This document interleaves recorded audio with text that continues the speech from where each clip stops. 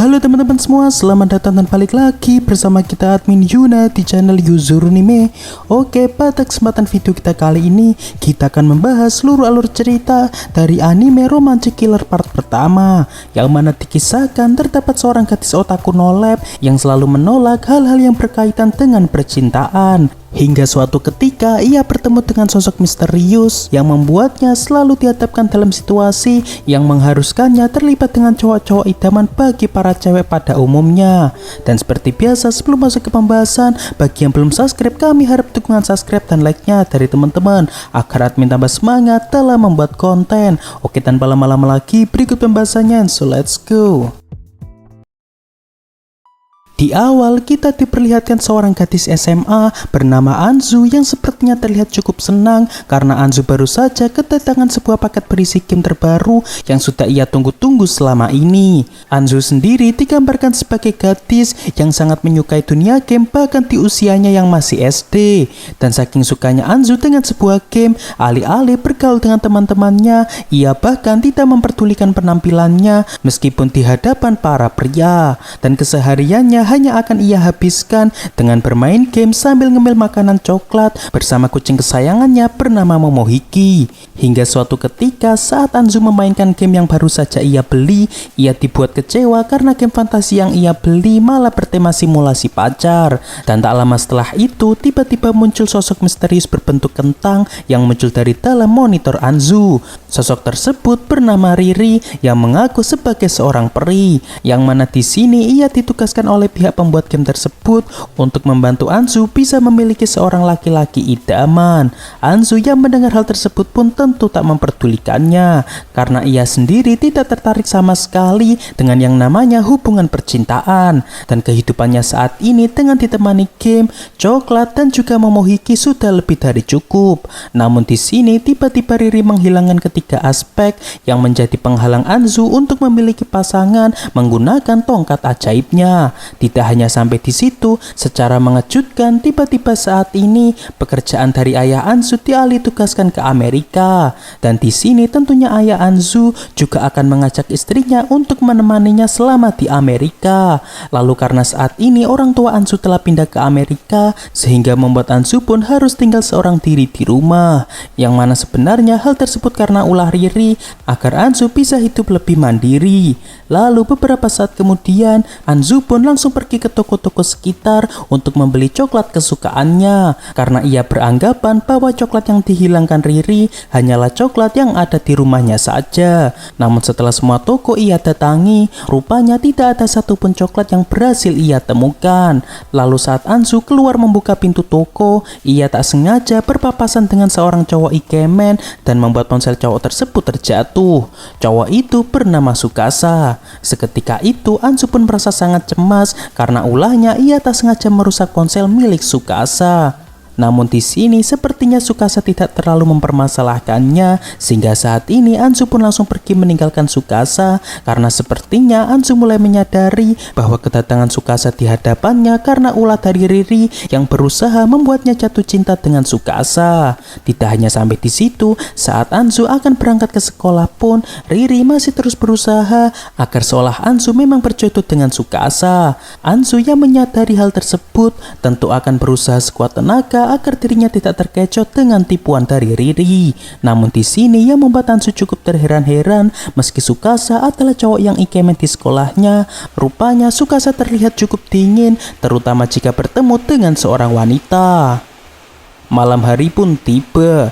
Di sini kita diperlihatkan Anzu yang sedang bersembunyi di taman karena di rumahnya saat ini terdapat kecoak yang biasanya dibasmi oleh ibunya. Lalu selang beberapa saat di tengah hujan yang deras, Anzu dikejutkan dengan Tsukasa yang tiba-tiba menghampiri dirinya. Dan karena merasa tak tega, Tsukasa pun menawarkan kepada Anzu untuk berteduh sejenak ke apartemennya yang agak dekat dari sana.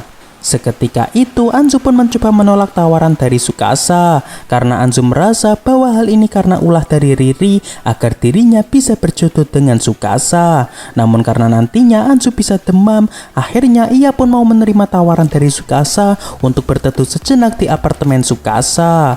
Lalu setelah hujan reda, Tsukasa pun mengantarkan Anzu sampai ke rumahnya. Sekalian Tsukasa akan membantu Anzu untuk membasmi kecoak di rumah Anzu. Namun setelah kecoak tersebut dibasmi, ketika Tsukasa hendak pulang, tiba-tiba saja cuaca di luar malah makin parah dengan badai yang akan berlangsung sepanjang malam. Oleh karena itu, mau tidak mau, Anzu pun harus menerima Tsukasa untuk menginap di rumahnya. Tidak hanya sampai di situ, keesokan harinya saat Tsukasa pulang ke apartemennya, ia dikejutkan dengan kondisi apartemen Tsukasa yang saat ini seperti sehabis terkena bencana alam. Namun yang aneh, di sini yang terkena musibah tersebut hanyalah apartemen dari Tsukasa saja. Yang mana sebenarnya yang melakukan hal tersebut tentu karena ulah dari Riri. Lalu karena saat ini kondisi Tsukasa jauh dari kerabatnya dan ia juga tidak mau merepotkan orang tua dari teman-temannya, sehingga dengan terpaksa, Tsukasa meminta kepada Anzu untuk tinggal sementara di rumah Anzu. Dan karena sebelumnya Anzu sempat memaksa untuk menggantikan ponsel milik Tsukasa, akhirnya Tsukasa hanya meminta kepada Anzu untuk menerimanya tinggal di rumah Anzu. Dan tidak hanya itu, Tsukasa juga akan mengurus rumah dari Anzu seperti bersih-bersih dan juga membuatkan makanan. Anzu yang mendengar hal tersebut pun akhirnya mau menuruti permintaan Tsukasa. Ditambah lagi karena saat ini Tsukasa juga tidak tertarik dengan hubungan percintaan dan hanya menganggap Anzu hanya sebagai temannya saja. Sepertinya Anzu tidak terlalu mempermasalahkannya. Dan dimulailah kehidupan baru Anzu dengan ditemani cowok ikemen di rumahnya. Hari esok pun tiba. Saat Anzu akan berangkat ke sekolah, ia dikejutkan dengan sosok pria ikemen berbadan atletis yang berada di depan rumah Anzu. Pria tersebut bernama Junta. Dan yang lebih mengejutkannya lagi, di sini rupanya Junta mengaku bahwa dirinya adalah teman masa kecil dari Anzu saat masih SD. Yang mana di sini Anzu pun beranggapan bahwa hal tersebut adalah ulah dari Riri yang sengaja mencuci otak Junta dan juga orang-orang sekitar agar mereka beranggapan bahwa Junta adalah teman masa kecil dari Anzu. Lalu tak lama setelah itu, tiba-tiba Tsukasa pun keluar dari rumah Anzu untuk mengajak Anzu pergi ke sekolah bersama. Seketika itu Anzu pun merasa agak gugup karena seolah dirinya berada di posisi direbutkan oleh dua cowok ikemen. Namun karena Tsukasa merasa dirinya adalah orang luar, akhirnya Tsukasa pun berangkat ke sekolah terlebih dulu. Dan karena saat ini Anzu tidak bisa mengelak sihir dari Riri, akhirnya dengan terpaksa Anzu pun akan berangkat ke sekolah bersama dengan Junta. Sekalian ia juga akan menjelaskan kepada Junta mengenai alasan Tsukasa yang tinggal bersama dengan dirinya. Beberapa saat pun berlalu. Ketika Anzu hendak pulang sekolah, ia diajak dua orang gadis untuk menuju ke tempat yang agak sepi, yang mana sebenarnya gadis tersebut memiliki perasaan terhadap Tsukasa. Di sini mereka pun berniat meminta penjelasan kepada Anzu tentang hubungan Anzu dengan Tsukasa, karena sebelumnya mereka merasa iri dengan Anzu yang sepertinya terlihat akrab dengan Tsukasa. Dan di saat yang sama, rupanya di sini Tsukasa dan Junta diam-diam mengikuti mereka karena merasa cemas dengan Anzu yang tiba-tiba diajak oleh dua gadis tersebut. Lalu saat dua gadis itu bertanya tentang hubungan Anzu dengan Tsukasa, Anzu hanya mengatakan bahwa ia dan Tsukasa hanyalah seorang teman. Dan di sini Anzu juga tidak akan membiarkan dua gadis tersebut mendekati Tsukasa hanya untuk mencari perhatian dari Tsukasa. Karena sebelumnya Tsukasa sempat mengatakan bahwa dirinya tidak tertarik dengan hubungan percintaan. Seketika itu gadis tersebut pun merasa cukup marah terhadap Anzu. Namun untungnya datang seorang gadis yang tiba-tiba mengecek keseksian boba dari gadis tersebut yang sepertinya tidaklah alami. Dan karena merasa ejekan tersebut adalah benar, sehingga membuat dua gadis tersebut pun memutuskan untuk pergi meninggalkan mereka. Di sini awalnya Anzu masih merasa kebingungan dengan sosok gadis yang menyelamatkan dirinya. Dan setelah Anzu mendengarkan suaranya dengan lebih detail, ia pun baru sadar bahwa gadis tersebut adalah Riri yang sedang menyamar. Dan tak lama kemudian, ketika Tsukasa dan Junta menghampiri Anzu dan Riri, di sini Riri pun mengaku kepada mereka bahwa dirinya adalah sepupu dari Anzu. Dan karena Anzu tidak bisa berkata apa-apa, akhirnya ia pun hanya bisa menuruti perkataan Riri. Beberapa hari pun berlalu. Saat Anzu sedang tidur, ia dikejutkan dengan suara aneh yang datang dari arah kamar orang tuanya. Dan saat Anzu masuk ke sana, ternyata di sana sudah ada seorang om-om yang sedang mencuri daleman dari ibu Anzu. Seketika itu pencuri tersebut pun langsung kabur lewat jendela. Namun untungnya karena secara kebetulan Junta sedang mengantarkan makanan untuk Anzu di sana, akhirnya penjahat itu pun berhasil diatasi Junta dan langsung diurus oleh pihak kepolisian. Dan saat Anzu dan Junta akan pulang, mereka tak sengaja berpapasan dengan Tsukasa yang sehabis kerja sambilan. Lalu tak lama kemudian, tiba-tiba Anzu mendapatkan telepon dari ibu Junta bahwa ia telah meminta izin kepada ibu Anzu untuk menyuruh Junta tinggal bersama Anzu. Sebab tadi Junta sempat memberitahu kepada ibunya bahwa tadi sempat ada maling di rumah Anzu. Dan karena Anzu sengaja merahasiakan keberadaan Tsukasa yang tinggal di rumahnya, akhirnya mau tidak mau Anzu harus menerima Junta untuk tinggal di rumahnya. Sehingga saat ini Anzu pun harus tinggal serumah dengan dua cowok ikemen di sekolahnya. Namun meski begitu, Anzu tetap tidak akan menunjukkan sisi feminimnya agar ia tidak terjebak dengan program perjodohan dari Riri. Beberapa hari pun berlalu. Saat ini kita diperlihatkan Anzu yang terlambat berangkat ke sekolah karena tadi ia bangun kesiangan. Dan saat berada di perempatan jalan, tiba-tiba Anzu tertabrak sebuah mobil sehingga membuatnya terjatuh. Namun karena Anzu memiliki resistensi yang tinggi, di sini ia terlihat baik-baik saja. Lalu saat sang pemilik mobil tersebut turun, ternyata orang tersebut adalah salah satu cowok ikemen dan juga anak orang kaya yang ada di sekolah Anzu. Ia bernama Hijiri. Dan karena merasa bersalah, sang sopir pun berniat untuk mengantarkan Anzu sekalian pergi ke sekolah bersama Hijiri. Namun di sini sepertinya Anzu merasa kurang suka dengan Hijiri karena Hijiri terlihat cukup angkuh sebagai anak sultan.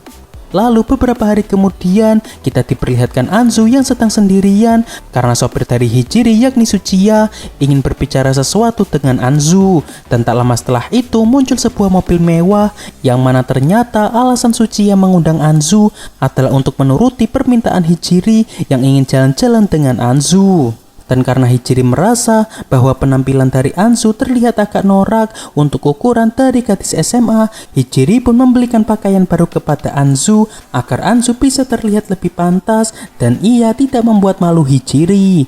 Lalu di sini Hijiri pun mengungkapkan bahwa alasan dirinya sengaja mengajak Anzu jalan-jalan karena sejak kecil sudah berulang kali terdapat seorang gadis yang sengaja tertabrak oleh mobilnya dan meminta imbalan dengan menumpang di mobil Hijiri, yang mana sebenarnya mereka melakukan hal tersebut karena tak lain mereka ingin berdekatan dengan Hijiri. Seketika itu Anzu pun mengelaknya bahwa dirinya benar-benar tidak ada niatan untuk melakukan hal tersebut. Lalu karena Anzu tidak mau tertipu dengan trik-trik yang dibuat Riri, akhirnya ia pun langsung turun di pinggir jalan dan meninggalkan Hijiri. Bahkan keesokan harinya tanpa basa-basi, Anzu pun langsung mengembalikan baju yang sebelumnya dibelikan oleh Hijiri.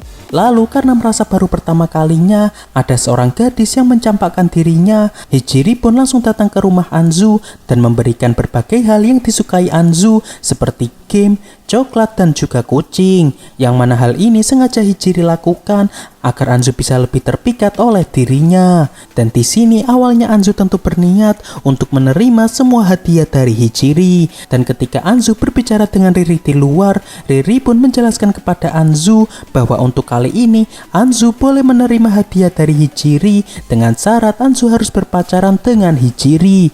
Anzu yang mendengar hal tersebut pun seketika itu kembali menemui Hijiri dan mengatakan bahwa ia tidak mau menerima hadiah dari Hijiri, yang mana selain karena ia tidak mau berpacaran, Anzu juga tidak mau menerima hadiah yang bukan berasal dari Hijiri sendiri.